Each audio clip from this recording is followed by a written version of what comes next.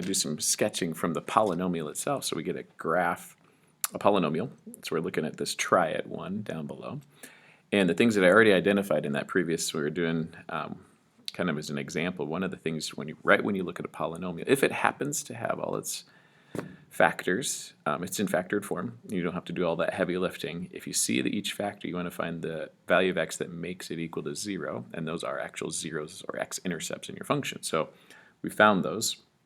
If you look up above the first factor, x plus 1, that's a 0 of -1, x minus 2, that's a 0 of 2, and x minus 1 is a 0 of 1. So those are the real zeros. The degree of the function, remember you want to look at the degree of each factor, and if you add up the degree of the factors, you're going to get, and you also have to look carefully too at the x's that they're going to get eventually. Now you don't distribute powers over a plus or minus sign. That's not what I'm doing here. But what I am is predicting in the end that when I do FOIL all this out, I know that the x's in front there will end up being to their respective powers. So it'll be x to the first, x squared, x to the third when you multiply it out. So the final degree is x to the first times x to the second times x to the third is going to be x to the sixth. You add up those exponent powers, 3 plus 2 plus 1. And then the coefficient out front is really important as well. That -2 coefficient is part of it as well. The degree of this function, so let's go to part C, where it does say, hey, what is the degree of this function? We're going to go, oh yeah, it's degree 6, because we added up all our factor degrees. Great. Describe the end behavior using limit notation. That part is where I want to take note of if I actually faux foiled this thing out a little bit. I'm going to go blue here just to contrast a little bit.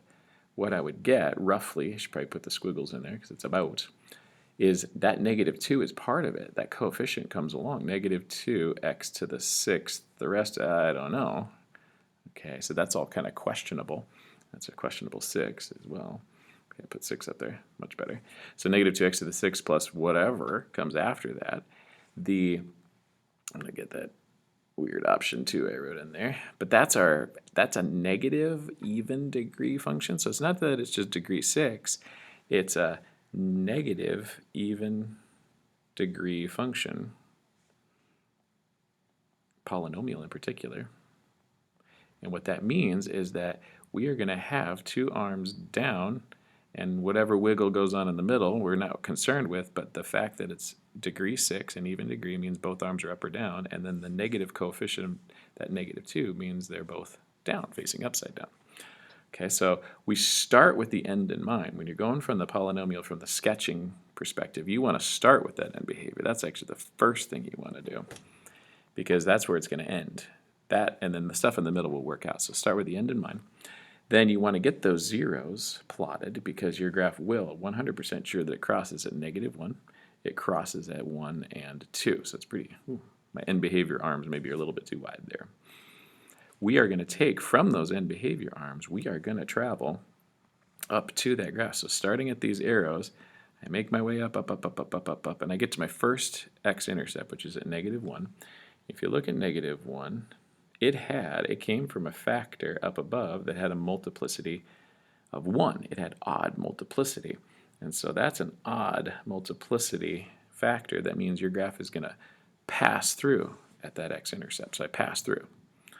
And then when you get to the next one, that 2, the 0 of 2, it came from an even degreed factor, even multiplicity. So we have to get back to that 0 smoothly, and we have to bounce at the x-intercept. I'm going backwards. All right, I got to hit these in order. That's one thing. Hey, good reminder. We're going to back up. We want to go in numerical order. My mistake. That one's even. Let me just finish what we did. So yeah, 2 is even, by the way. That's the one on the end. So that's the x-intercept of 2. The one I need to get to is x-intercept of 1. I'm going in order. So pardon my little order there. Then I'm going to go to this one. Here you go. X equals 1. That's our x-intercept. That one came from a factor that was odd degreed at odd multiplicity. Okay. And then what happens is I'm going to have to, in order, as you get to each one of these, maybe I should have pre-planned this. I knew that -1 had an odd multiplicity, so it would pass. And then I knew this one had on x equals 1 that had an odd multiplicity, so it's going to pass again. And then finally, the 2 one here was even, so it's going to bounce at that one. So with that information in hand, the odd, even, and odd mean pass, bounce, pass when I'm looking at the graph. So here I am passing through the odd one. I hit this one, it's an odd one, so it passes again. Let me back that up a little bit. Okay. And then when I get to this even one, when I bounce around, now I have to make that turn smoothly, catch it, and then bounce back down. And your end behavior has to be fulfilled as well. So I have to end. If I didn't follow the degrees of those particular zeros appropriately, the odd passing through, another odd passing through, and then the even degree factor and bouncing, I wouldn't have the proper end behavior. They all fit together. One of the reasons I knew I'd messed up before when I did these out of order is that I knew where my end behavior was, so if I didn't interact with my x-intercepts by passing and bouncing at the appropriate time, I don't have the right end behavior when I'm done either. So it's actually a clue. If you end up passing with your zeros, and then you're headed in the wrong direction with respect to your end behavior, you go, oh, dang it, I screwed up something. It's a good way to check and go back. You must have missed the multiplicity on one of your x-intercepts. Maybe you got it backwards. Okay, so that's a possible sketch.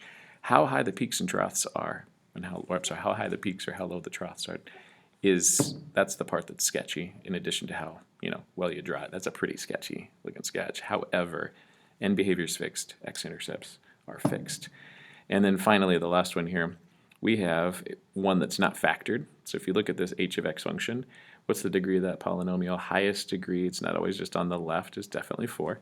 And then write out the polynomial in factored form. They both have an x squared that can be removed. And when I do, I'm left with x squared minus 9. This is to remind you of some other factoring techniques. And then x squared minus 9 is difference of squares. So we get our x minus 3 times x plus 3. And then it says describe the end behavior using limit notation, which I forgot in the last one and this one, but I'll do them kind of together as a collection. This one didn't ask for the sketch, it just asked for some general understanding and factoring. But if I were to sketch this, what I have is I've got a 0 at 0. That's one of my x-intercepts. At 0, these are x-intercepts. I got one at 3. I got one at negative 3. Those are my zeros where the graph crosses, but I'd see a bounce at the even one, and I'd see a pass, and I'd see a pass at the two odd multiplicity factors. It has even degree polynomial, and it's positive even. So what we're seeing in the end behavior is a positive even end behavior, both arms up with some wiggle in the middle. Okay, the key is where the arms end for a positive even degree polynomial. Now let's talk limit notation. I'll put it bright red, and we are done with this stuff. It's a lot of info today, but you just want to make sure you're getting good at, all right, the limit as, this is the previous problem. I'm looking up below, it had even, negative even end behavior. Limit as x goes to negative infinity of that particular function, f of x, is the left end went to negative infinity, or 8 if I drew it like that, goofball. Negative infinity, okay, that's my left end, versus the right end is when the limit as x goes to positive infinity, the height of my graph, the values of y are headed down, down, down, down, also to negative infinity. Okay, oh, sorry, I went really fast. So both are negative, left and right. That's negative even. Positive even in this next one, you're going to have the limit as x goes to negative infinity of f of x. That one goes up, up, up, up, up to infinity.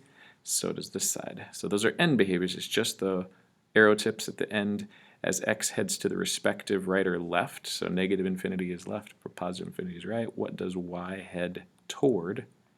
They're both positive infinity. That's it for now.